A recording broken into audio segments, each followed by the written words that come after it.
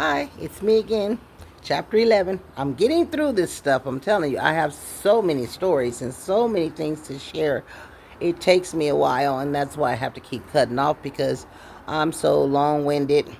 I've been talking all my life. So, getting back to the story, once my sister conveyed to my mom what I said to her, that upset my mom. It upset her one for I said it to my sister and my brother and got them upset and that ain't and don't be listening to her and this and that. I said, well, it is what it is, and so I mean, if you want to whoop me again on my way out, that's okay, cause I'm not coming back here. So it ain't gonna matter. Be my last little whooping all the way. So, yeah. So I go to the hospital. I get to the hospital, and they have the surgery.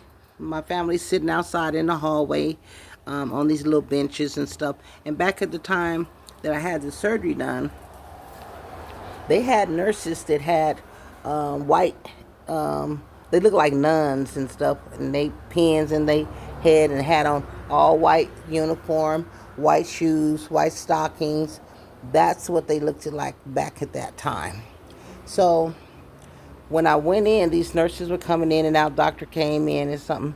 So they they got ready to perform the surgery, and they performed it, and I woke up. And when I woke up, I was in the bed, and I started looking around. And I could hear the machine beep, and I looked over, and I was like, okay. And then it was like, God didn't come and get me. What happened? Like, why come I'm still here? And that is when stuff got real. So I was like, God, where are you? Why didn't you come and get me? You said you'd come and get me. Why didn't you take me home? Why I gotta stay here? You see what she's doing. You see how I'm living. Why don't you take me home? I want to go home. And I'm gonna tell you something. For people who aren't spiritual or people who don't know or haven't had any experiences like this, let me explain something to you.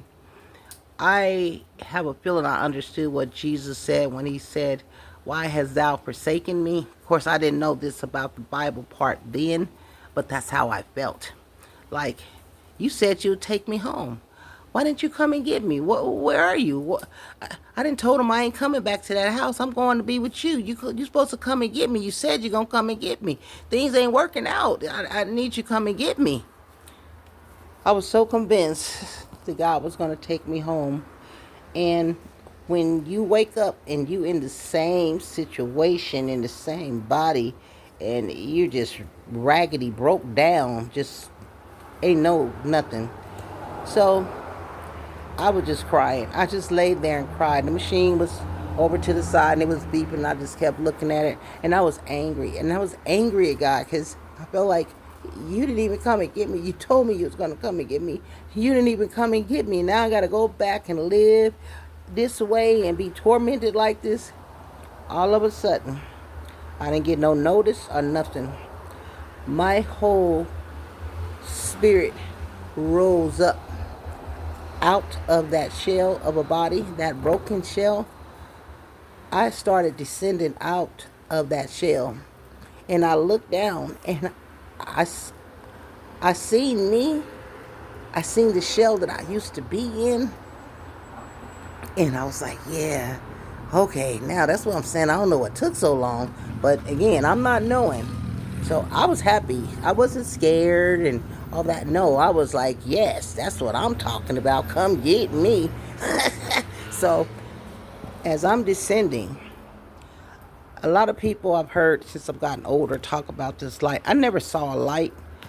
All I can tell you is the sickness, the pain, all these emotions, they were just submitted out. It's like they laid down there.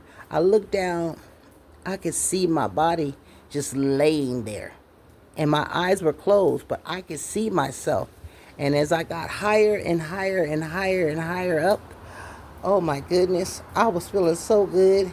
And I was just looking down, so I don't know if there was a light up there. I wasn't looking for it. I was just too busy looking at what I left, not where I was headed. So the machine, beep. The nurses ran into the room, and ran over to the scene and started messing with it and this and that. And I was looking at the nurse. I'm looking at her. I'm just rising on up and just looking at them and looking at them working on everything over there on the machines. So they didn't touch me. They didn't touch my body. They just stayed at the machines trying to figure out what was going on. I was like, yeah, I'm going home. Yes, sir. The doctor came in, and I'm going to say something to you. There was a nurse. So when the other doctor came in, the nurse, it was another doctor coming, and she opened the door. When she opened the door, I was midway, almost at the very top of the door. My body had, well, my spirit, my body was still in the bed. My spirit had descended up so high, I was almost beyond the door.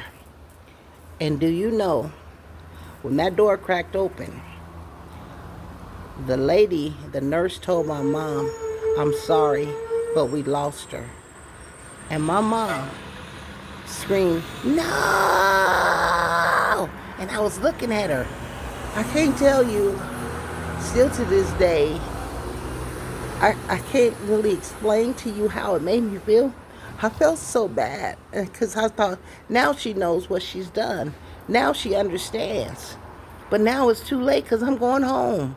Like I'm going now. But she knows now what she's done to me. And for the first time in my life, I knew that my mom was so sorry and that she really was sorry and she did not want me to go. She didn't want to lose me. And as my body was still descending and I was looking down, I just said, Lord, please let me stay. Let me stay. I promise you, if you let me stay, I promise I will not come before the throne. I will not complain about the woman, no matter what she does to me. I will not call you to come and get me again. Please, Lord, let me stay. Oh, my time.